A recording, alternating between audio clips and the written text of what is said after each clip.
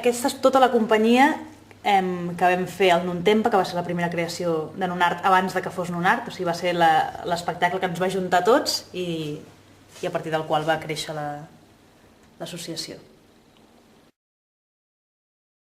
Hi ha 10 amics, si volíem participar d'una peça, que es deia Nuntempa, que vol dir temps contemporani, i no sabíem on presentar-la i arrel de que coneixem una amiga nostra que és actriu i és familiar d'un dels cures que viuen aquí a l'oratori, doncs vaig anar a veure una obra de teatre, vaig demanar si podíem fer-ho aquí i ens van dir que sí.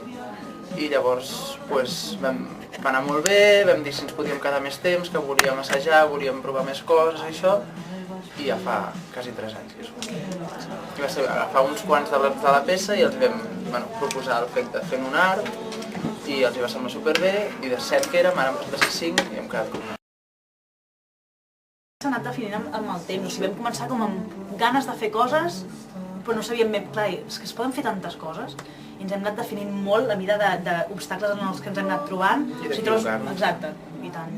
Et trobes amb un obstacle i llavors t'acabes de definir més, no? Llavors, davant d'això, quina decisió prenem? Vale, doncs estem agafant una línia. Sí, a més amb tota la innocència, perquè al principi vam començar dient sí, farem no sé quants cursos i no sé què, i no va funcionar ni un.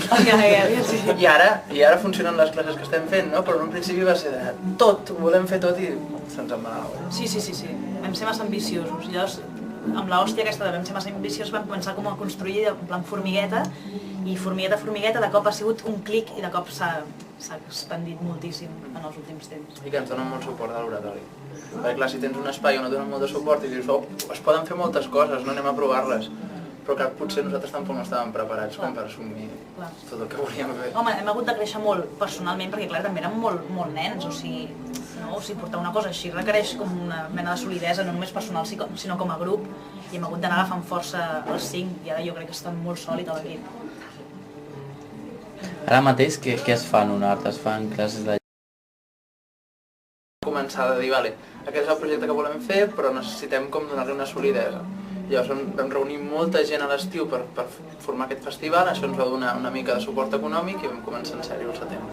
Vam començar a invertir en la sala, en el moment que es va invertir en la sala va guanyar molt en quant a qualitat, llavors podíem demanar coses, podíem demanar diners a canvi o la gent que venia ja s'ho prenia d'una altra manera, no? Perquè un grup de dansa no pot assajar igual en un terra de parquet que en un terra de rajoles, per exemple. En el moment en què tu ofereixes millors condicions en l'espai, també creix la qualitat de la gent que s'acosta a tu. I ha anat així.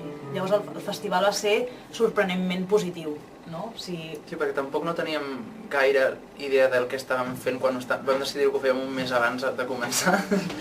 I llavors va ser, sí, podríem fer un festival, li podem dir als amics que tenim que sabem que fan bons projectes i el que sigui, i es va anar construint d'anar-lo fent, perquè llavors de cop també la Núria Calafell ens va proposar de fer el Nunov TV, que és una plataforma que enregistrava tots els espectacles i quedava un clip a internet, i això de cop li donava molt de suport al projecte i era com, perquè en queda una constància, de cop pots oferir alguna cosa més que diners que no tenim, no?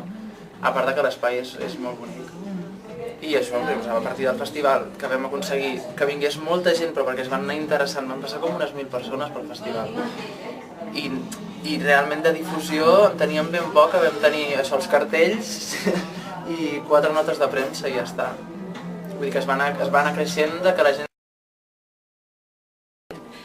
L'única exigència és satisfer la teva inquietud artística, no? I clar, això és luxe màxim, o sigui, encara que no et reporti un benefici econòmic, o sigui, el benefici que estem tenint és incalculable, perquè la gent que s'està apropant a nosaltres, el canvi que veiem en la gent també, o sigui, molta gent està agraïda d'haver trobat Nunart de cop, no? I no saps ben per què, perquè no era la nostra idea, no era canviar vides tampoc, molt menys, saps? Però de cop te n'adones que crea com un benestar i que s'està creant un grup de gent que, hòstia, que de cop troba un espai on se sent a gust, on pot expressar les seves mogudes,